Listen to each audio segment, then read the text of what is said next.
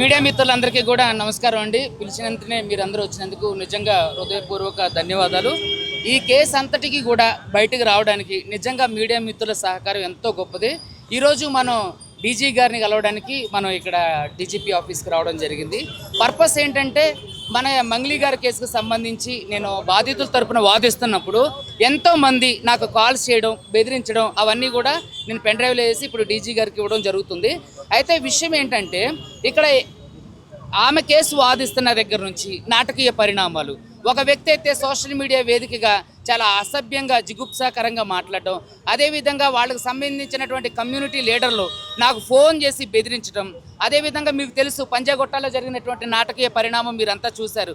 దానికి సిఏ గారికి అగెన్స్ట్గా హైకోర్టులో తీర్పు రావడం, అది 29వ తారీఖున ఆయన పర్సనల్ అపీర్ అవ్వాలని చెప్పేసి, తర్వాత డీజీపీ గారికి, హోమ్ సెక్రటరీకి, జీపీ ఫర్ హోమ్కి, తర్వాత మిగతా ప్రతివాదులందరికీ కూడా హైకోర్టు నోటీసులు జారీ చేయడం జరిగింది.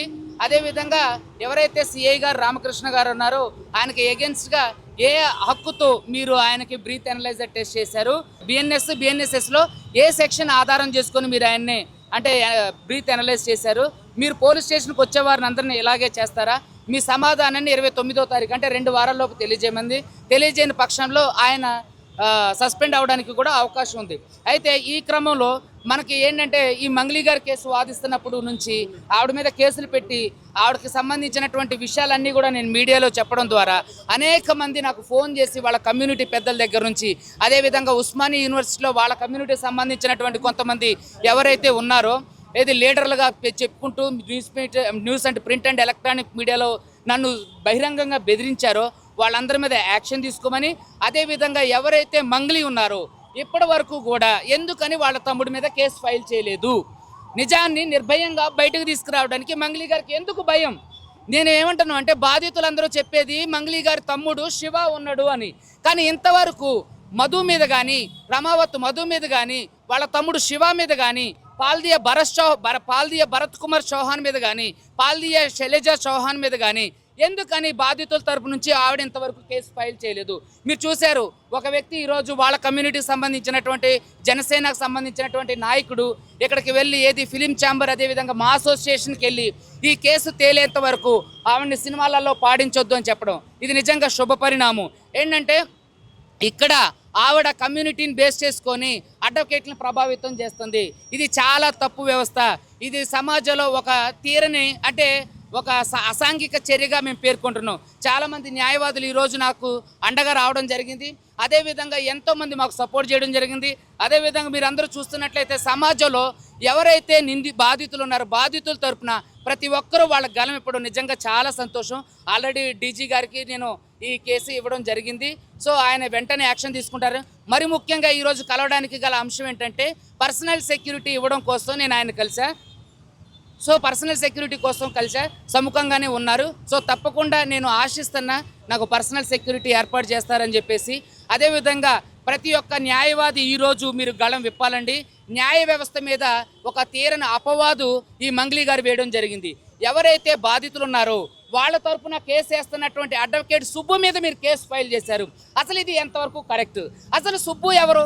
సుబ్బు మిమ్మల్ని ఎవరన్నా ప్రత్యక్షంగా మిమ్మల్ని విమర్శించిండా, మిమ్మల్ని తిట్టిండా, మిమ్మల్ని ఏమన్నా అసహ్యమైన మాటలండా? మీరు చూశారు మీడియా మిత్రుల స్టార్టింగ్ డే 1 నుంచి ఇప్పటి వరకు కూడా మీడియాలో నేను ఎప్పుడు కూడా ఆవిడని అసభ్యంగా మాట్లాడలేదు, అసభ్యకరమైన కామెంట్ చేయలేదు, ప్రత్యక్షంగా నేను ఎప్పుడు ఆవిడని తిట్టలేదు. On behalf of my clients తరపునే నేను మాట్లాడాను. నా క్లయింట్స్ ఇది చెప్పారు, నా క్లయింట్స్ అది చెప్పారు, నా క్లయింట్స్ ఈ ఆధారాలు ఇచ్చారు, నా క్లయింట్స్ ఈ ఆధారాలు ఇచ్చారని. అదేవిధంగా మొదట్లో మంగ్లీ గారు అసలు నాకు రమావత్ మధు ఎవరో తెలియదు అన్నారు. తర్వాత చూస్తే ప్రైవేట్ ఫంక్షన్స్లో, బర్త్డే ఫంక్షన్స్లో, ఆమె చేస్తున్నటువంటి పాటలకు సంబంధించినటువంటి ఫంక్షన్స్లో ఆయన తరచూ కనపడుతూనే ఉన్నారు.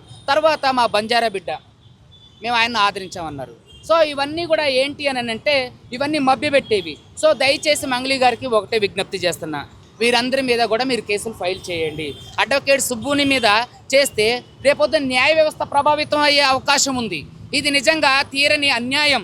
సో కాబట్టి మంగ్లీ గారి పైశాచిక కోణం ఇక్కడ అందరికీ అర్థమవుతుంది. సో కాబట్టి ఈరోజు డీజీ గారు వీటన్నిటి మీద యాక్షన్ తీసుకుంటానని చెప్పేసి మనకు చెప్పడానికి అది జరిగింది. అదే అంటే డీజీపీ గారిని కలవలేదు. డీజీపీ గారు ఇప్పుడు వస్తున్నారు. సో ఆయన ఎవరైతే ఉన్నారో ఆయన సీసీ గారికి సంబంధించినటువంటి ఇవ్వడం జరిగింది. వాళ్ళు వెంటనే ఇమీడియట్గా యాక్షన్ తీసుకుంటా ఉన్నారు. డీజీ గారి పేరు మీద కవర్, స్పెషల్ కవర్ కూడా, పర్సనల్ నేమ్ కవర్ కూడా పంపించడం జరిగింది. దాన్ని వెంటనే పర్సనల్గా దాన్ని పెడతామని చెప్పేశారు. వెంటనే వీలైనంత త్వరగా దీని మీద స్పందిస్తూ ఉన్నారు. అదేవిధంగా 17వ తారీఖు సిఐ మీద పెట్టిన కంప్లైంట్ కూడా త్వరగా వేగంగా దాన్ని విచారణ చేపట్టి